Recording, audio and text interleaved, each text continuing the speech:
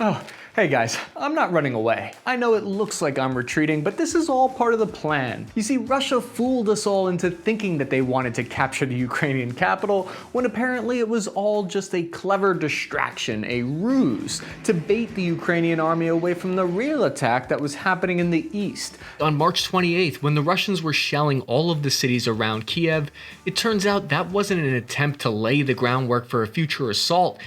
It was Russian rearguard action laying down covering fire so that their troops could retreat in the night. Unless you believe the official word from the Russians, which is that they didn't want any of that land anyway. Everyone knows purposely losing 20% of your combat power is page 1 of Sun Tzu's Art of War, the average infantryman's edition. It's okay to be pro-Russian and still accept that it's not going well right now for them. The Russian plan is going brilliantly. Russia plays chess, West plays checkers. That's right, the Russians are apparently using the same ancient tactic that I always use when I get myself into a fight, where I deliberately punch myself square in the to confuse and disorient the enemy. Got him. So this might look like they're retreating all the way back to Belarus to my untrained eye, but I'm not a military intellectual expert like Russian First Deputy of the General Staff, Sergei Radovsky, who assured us that the invasion is still going according to plan. The main objective of the first stage of the operation has generally been accomplished, which makes it possible to focus our core efforts on achieving the main goal, the liberation of Donbass. General, excuse me, sir. I distinctly remember you telling me yesterday that we would capture the capital of Kyiv by the end of the month. Maybe in the interest of truth, transparency, and honesty, we should admit we were wrong and failed to capture the capital. Военной безопасности Российской Федерации. While it's entertaining to make fun of Russia's attempt to save face from losing Kyiv, what they're saying is actually kind of true. And that's what we're going to examine in this episode. Yeah, next you're going to tell me that a pierogi is just a ravioli without marinara sauce.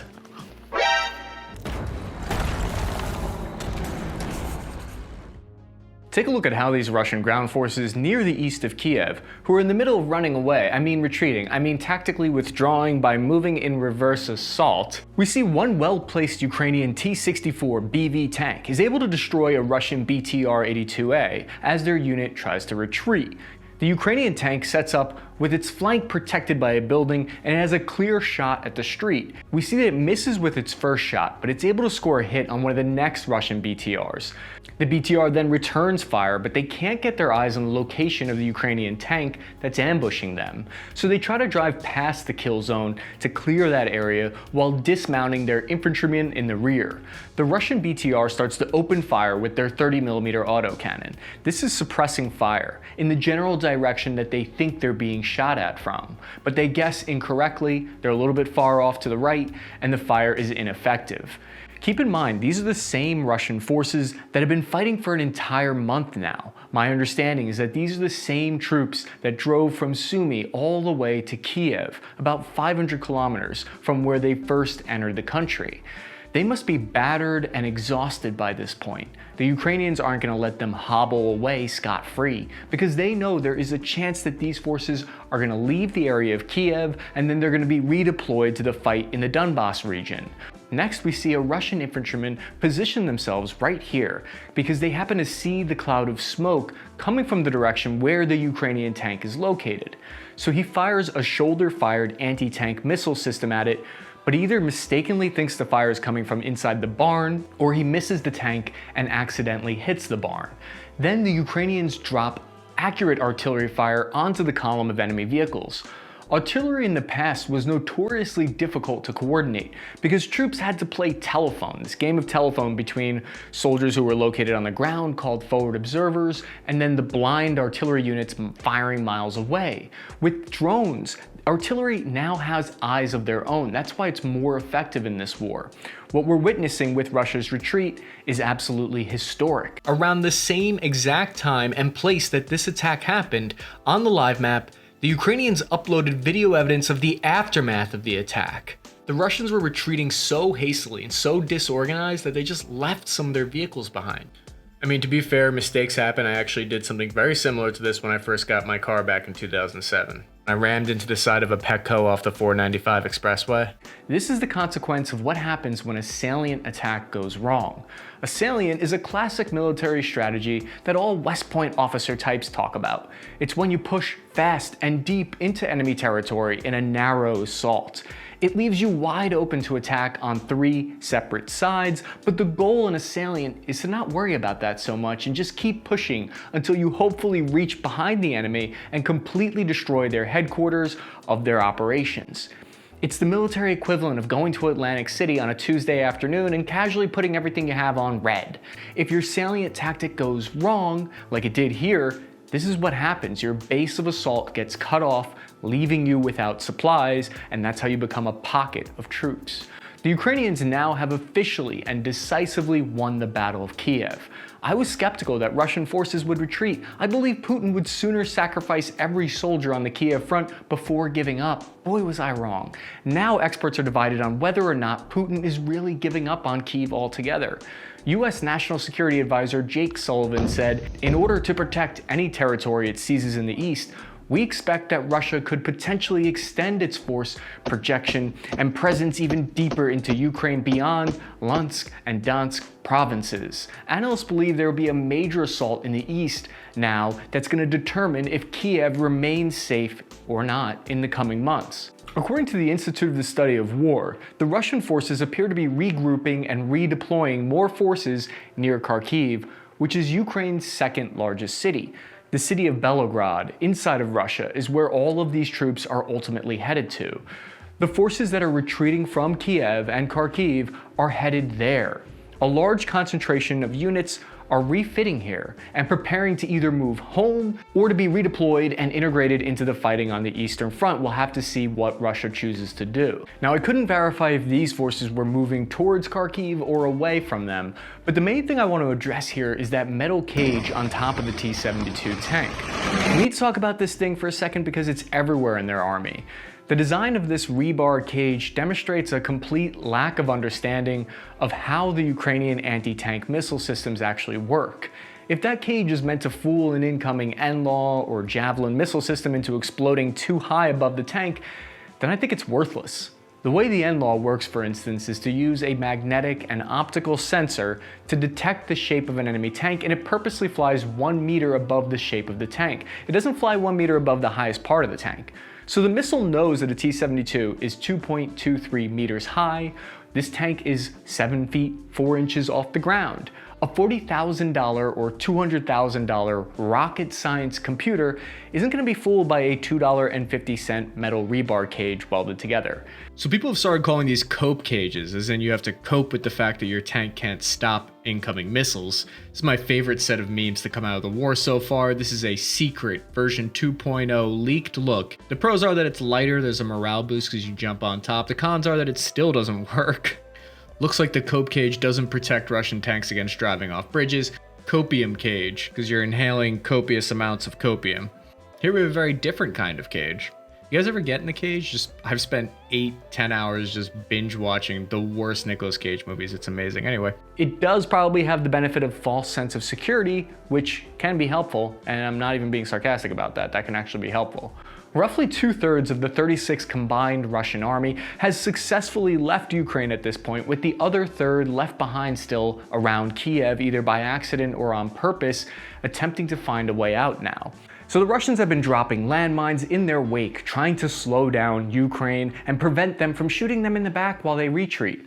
This video pretty much sums up my entire tour in Iraq. If you're playing the drinking game where you take a shot every time I mention I went to Iraq, knock back one of those hua shots. There is a Russian base near Kharkiv called Belgorod that you might be familiar with, because it's where the bizarre Ukrainian helicopter attack happened last week. Now, we're not exactly sure what happened there yet, but the Russians claim that 2 Mi-24 attack helicopters from Ukraine attacked them on their home turf in their own country by striking a petrol depot. The Ukrainian officials claim that they were not responsible for the attack. There are several different theories here. It could be that the Ukrainian government isn't entirely in full control of every single unit, it, so the Ukrainian military took the initiative and decided to attack into Russian territory without full approval. It could be a false flag operation by Russia, but I'm always skeptical of those claims, especially if people die.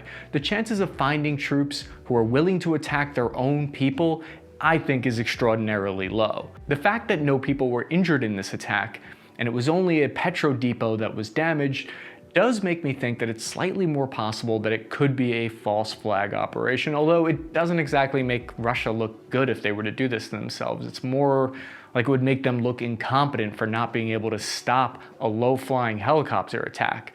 It's funny to joke about their absurd claims to save face, but there is some truth to what Moscow is saying. That's the reason why we're seeing pro-Russian sources doubling down on being wrong and actually believing that the assault on the capital was all a distraction and that the retreat was planned. Because the truth is, there are three main military objectives for Russia, and all of them are actually in the east of the country. First, they really need to control the flow of water to Crimea. Back in my day, we fought wars over the control of oil like adults. Now we're fighting for water? Wait, never mind. The second objective for Russia in the east is the Yokosuka Gas Field, which was discovered in 2010, and it has about 42 trillion cubic feet of natural gas reserves. That could threaten Russia's oil dominance in the region. Could have a huge negative effect on their economy. The third objective is to control access to all the port cities in Ukraine that have access to the Black Sea. So sometimes I think maybe sometimes wars are about envy. Maybe Russia envies all of these good things that Ukraine has, and they see them having all of these successes right next door, and they're not going to allow that to happen. If they can achieve those goals, if Russia can achieve capturing those three goals, they will have landlocked and absolutely wrecked Ukraine's entire economy. So when they say that the main war is in the east, they're actually on some level telling the truth.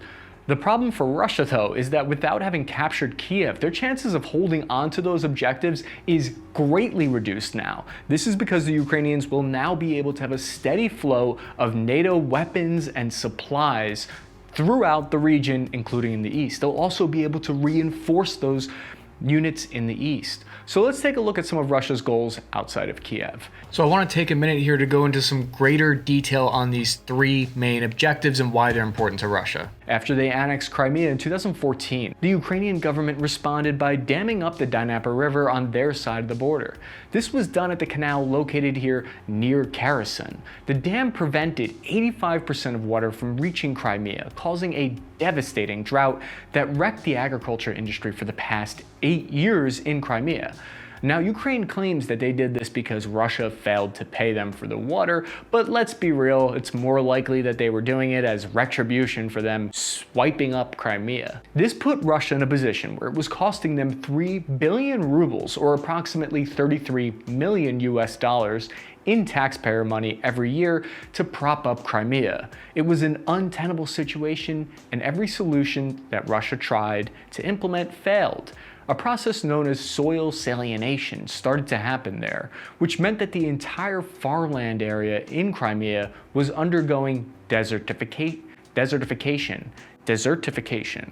In October 2020, Russia spent the equivalent of 100 million US dollars on building a desalination plant to prevent the land from being ruined. And you can of course debate how justified Ukraine was in damming up the river, but I think it's important to point out that from Russia's perspective, they had two options here: give up Crimea or invade Ukraine and take back control of the water. After the invasion, the first thing the Russian military did on February 25th was to destroy the concrete dam in Kherson region. This is why holding on to the city of Kherson is so important for Russia. On today, Wednesday, April 6th, the Ukrainian General of Staff reported that the Russian assault towards Mykolaiv has had some limited success. This is a strategically important shipbuilding city for the country. The Ukrainians need to hold on, resisting Russia in order to prevent them from reaching Odessa and completing their goal of controlling the entire Black Sea. Russian sources posted this video from the region where they say that they've captured a large amount of weapons and ammo from Ukraine. According to them, the city has a population of 12,000 people and is now fully under Russian armed forces control. But we know how quickly the situation on the ground can change. Part of the reason it's changing so fast is because another high-tech Western weapon recently reached Ukraine. It's being deployed on the Eastern Front at the end of March. It's called the Starstreak, which has been overshadowed by the Javelin and the NLAW, but it has some features that make it more effective than the Javelin in some ways. This is a shoulder-fired anti-air missile that locks onto the enemy aircraft by using lasers instead of infrared. It's the fastest flying missile of its type. The foot-long dart flies out towards the enemy and it uses a matrix of lasers that guides it to the target. Each submunition dart travels at 4,500 kilometers per hour or 2,800 miles per hour. Since it doesn't use heat-seeking, the Starstreak is immune to most countermeasures deployed by modern fighter jets. The Ukrainians have already shot down several aircraft with it in the east. Last week I told you about the Battle of Kyiv that's happening here. They're trying to capture the key steel-making industry of Ukraine. This Ukrainian officer here gave us a rundown on how they repelled the Russian forces there. Is it just me or is this guy the Ukrainian knife guy? I like him. Russia has their eyes on two other strategically important locations in the east, the natural gas fields and Mariupol. The Yokosuka Gas Field, which is located in the Donbas region, discovered in 2010, it's probably just a coincidence that that's around the same time that both Russia and the United States suddenly took a renewed interest in Ukraine. Just like how in murder mysteries the husband is always guilty, the same is true for military invasions. Oil is always guilty. But to be fair, oil is the most valuable thing on the planet. There are worse things to fight over. Oil is what powers our life-saving machines, hospitals, cars that drive us to see friends and family. It powers the mining of the earth so that you can have your fancy new iPhone. The fact that most war in history is fought over valuable resources like oil has always blown people's mind, bothered them, and seemed greedy. But it never came as a surprise to me. Oil is what makes the world function. It's what powers our agriculture that feeds us. That seems more logical to fight over.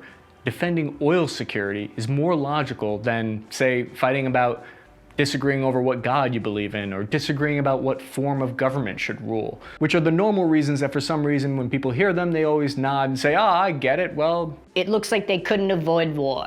I looked through some Shell press releases about the location of the natural gas field, and it appears to be situated right around the city of Kramatorsk.